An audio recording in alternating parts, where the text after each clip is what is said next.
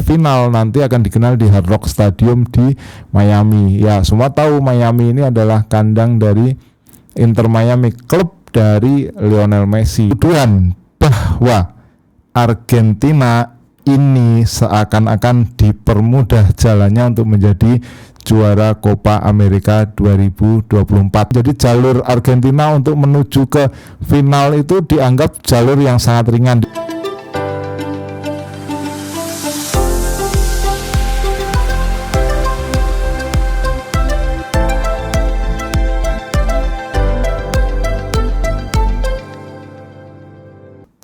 Salam pemirsa, ketemu lagi di Titis Corner bersama saya Titis Widiatmoko. Kali ini kita akan membahas sebuah tema yang cukup menarik sebenarnya ya. Jadi ini di luar teknis pertandingan, di luar soal pemain, di luar lapangan, tetapi juga cukup menjadi perbincangan yang ramai. Terutama tuduhan bahwa Argentina ini seakan-akan dipermudah jalannya untuk menjadi juara Copa America 2024. Jadi tuduhan bahwa ada rekayasa untuk menjadikan Argentina dan Messi juara itu beredar cukup ramai di kalangan pemerhati sepak bola Amerika Latin. Nah, terutama saya akan cerita ya bagaimana asal muasalnya tuduhan ini datang. Jadi tuduhan ini datang bermula dari Chile sebenarnya. Chile memang tidak lolos ya, dia bergabung bersama Argentina di grup A. Nah, ketika itu Chile hanya bermain imbang 0-0 melawan Peru, kalah lawan Argentina 0-1, kemudian di pertandingan terakhir kalah lawan imbang lawan Kanada 0-0. Jadi Chile peringkat ketiga dan tidak pernah mencetak satu gol pun di Copa America 2024. Nah, asal muasalnya bagaimana sampai ada muncul tuduhan bahwa Copa America 2024 memang disiapkan untuk Argentina dan untuk Messi agar mereka menjadi juaranya. Jadi tuduhan awalnya adalah kepemimpinan dari wasit Andres Matonte pada pertandingan lawan Chile lawan Argentina. Ketika itu Anda tahu semua bahwa pertandingan itu dimenangkan oleh Argentina lewat gol dari Lautaro Martinez di menit-menit terakhir pertandingan. Jadi ada beberapa kejadian kontroversi dalam pertandingan itu yang membuat media Chile itu beranggapan bahwa wasit asal Uruguay itu membela Argentina. Nah, beberapa kejadiannya adalah yang pertama adalah pelanggaran keras dari Rodrigo de Paul. Jadi ini Stom ya. Stom itu tapak kaki, melanggar pergelangan kaki dari pemain Uruguay pemain Chile Gabriel Suazo. Jadi Stom dari De Paul itu bahkan tidak ada kartu kuning ya. Jadi seharusnya memang kartu merah kalau melihat rekaman ya. Jadi di situ muncul sindiran bahwa ini VAR-nya ketiduran, maksud VAR-nya ketiduran atau seperti apa. Nah, itu satu peristiwa atau satu momen. Nah, momen berikutnya itu datang pada pelanggaran yang dilakukan oleh Nicolas Gonzalez terhadap Mauricio Isla ya. Itu menjadi ramai sekali ya, di mana fotonya jelas tampak Mauricio Isla menarik kaki dari Nico Gonzalez menarik kaki dari Mauricio Isla ya. Itu yang dijadikan iklan bahkan ya, tetapi itu tidak ada hukuman kartu juga terhadap Nico Gonzalez. Nah, berikutnya adalah sikutan dari Christian Romero terhadap Victor Davila. Nah, sikutan itu juga tidak berbuah kartu, bahkan tidak berbuah hukuman penalti bagi Argentina atau hadiah penalti untuk Chile. Jadi itu menjadi pertanyaan. Nah, Matonte sendiri waktu itu hanya mengeluarkan 2 kartu kuning ya untuk Gabriel Suazo dan untuk Mauricio Isla, 2 pemain yang menjadi korban, tapi pada momen lain ya kartu kuningnya itu bukan dari momen yang kontroversial tadi. Jadi hanya 2 kartu kuning untuk 21 pelanggaran dalam pertandingan itu, di mana 12 pelanggaran diantaranya itu dibuat oleh pemain Chile.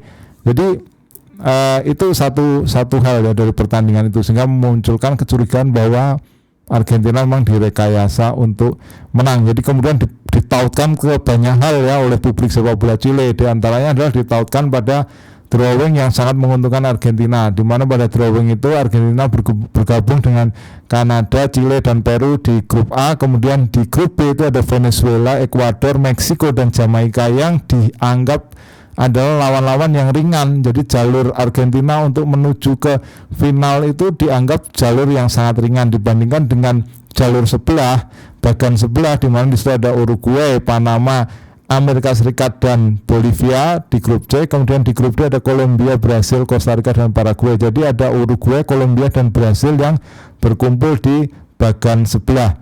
Jadi ini seakan memudahkan Argentina atau pet atau jalur bagi Argentina untuk menuju ke final. Dan memang kalau kita melihat Argentina di semifinal perempat final ketemu Ekuador, dan di semifinal nanti akan bertemu dengan Kanada ya, relatif dibandingkan dengan jalur yang satunya di mana Brasil baku hantam di perempat final dengan Uruguay, dan Brasil akhirnya harus terkapar, dan Kolombia dan akan bertemu dengan Uruguay pada semifinal. Nah, itu yang mengawali atau yang membuat tuduhan itu semakin panjang. Ditambah lagi partai final nanti akan dikenal di Hard Rock Stadium di Miami. Ya, semua tahu Miami ini adalah kandang dari Inter Miami, klub dari Lionel Messi. Padahal di situ juga ada Luis Suarez juga, tapi kenapa enggak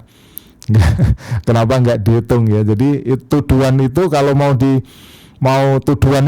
mau dinetralkan sebenarnya banyak yang bisa banyak bahan yang bisa membuat tuduhan itu semakin netral ya. Kalau tuduhan final di Miami menguntungkan Messi, ada juga Luis Suarez yang membela Inter Miami ya. Kemudian kalau dibilang bahwa Andres Matonte ini bermasalah juga, Andres Matonte ini juga pelatih yang wasit yang begitu dihargai di CONMEBOL ya. Matonte ini juga kembali dikecam ketika dia dipilih untuk menjadi wasit pertandingan antara Argentina melawan Ekuador. Jadi dia ini kenapa menjadi wasit lagi untuk pertandingan Argentina.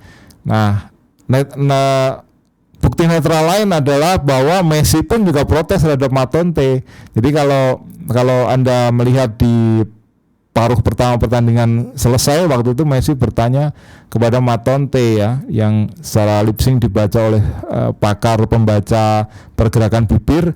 Jadi Messi di situ disebut mengatakan kepada Matonte bahwa kamu butuh apa sih sampai kamu harus mengeluarkan kartu gitu. Jadi Messi sendiri juga protes kepada Matonte. Jadi nggak cuma kubu Chile tapi kubu Argentina juga protes terhadap Matonte. Nah, kemudian Brasil juga protes juga ya.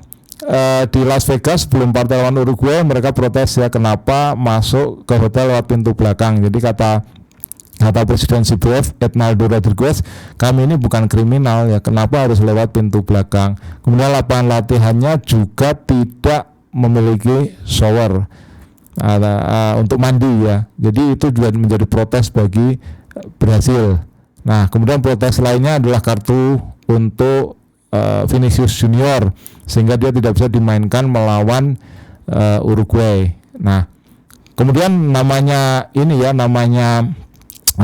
istilahnya itu teori konspirasi, tuduhan itu melebar ya. Tuduhan itu melebar di antara Alejandro Dominguez ini, presiden dari CONMEBOL ini adalah orang Paraguay yang berteman dengan presiden AFA yaitu Jigwi Tapia. Jadi karena keduanya berteman itu sehingga jalurnya Argentina seperti dimudahkan. Padahal kalau mau dinetralkan juga direktur kompetisi dan juga direktur operasi CONMEBOL ini sebenarnya orang Brasil yaitu Federico Nante. Jadi ya itulah, teori konspirasi banyak, tuduhan banyak, tapi selalu mungkin bisa dinetralkan. Dan untuk mendesain sebuah tim bisa menjadi juara sebuah turnamen itu ya cukup sulit ya, kecuali di lapangan ditunjukkan bahwa harus main serius, menang, dan mungkin ditambah sedikit keberuntungan untuk bisa menjadi juara. Anda percaya Argentina dan Messi didesain untuk menjadi juara Copa America 2024? Tulis komentar Anda di kolom komentar. Kita ketemu dalam bahasan berikutnya. Salam.